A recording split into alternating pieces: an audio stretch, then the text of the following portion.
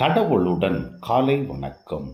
புனித மத்தேயு எழுதிய நற்செய்தி 19ஆம் அதிகாரம் 16 முதல் 22 வரை உள்ள இறைவார்த்தைகள்.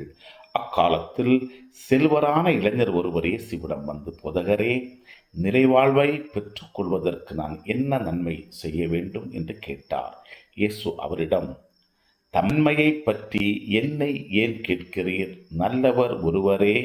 நீர் வாழ்வடைய விரும்பினால் கட்டளைகளை கடைபிடியும் என்றார்.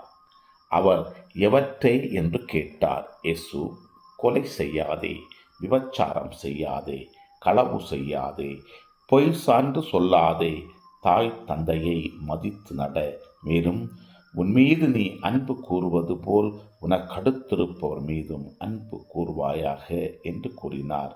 அந்த இளைஞர் அவரிடம், இல்லை, இவை அனைத்தையும் நான் கடைபிடித்து வந்துள்ளேன்.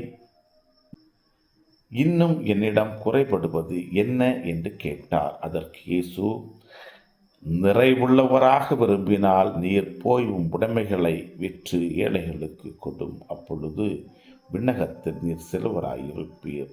பின்பு வந்து என்னை பின்பற்றும் என்றார்.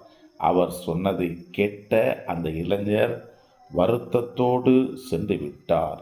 ஏனெனில் அவருக்கு ஏராளமான சொத்து இருந்தது. கிறிஸ்துவின் நற்செய்தி.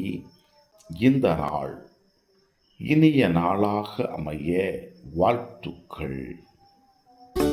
பல பல பல புதுமைகள், பெருமைகள், இனிமைகள் இறங்கிய நல்ல நாள், ஒரு நல்ல நாள், நம் தேவன் தந்த நாள். இது நல்ல நாள், ஒரு நல்ல நாள், நம் தேவன்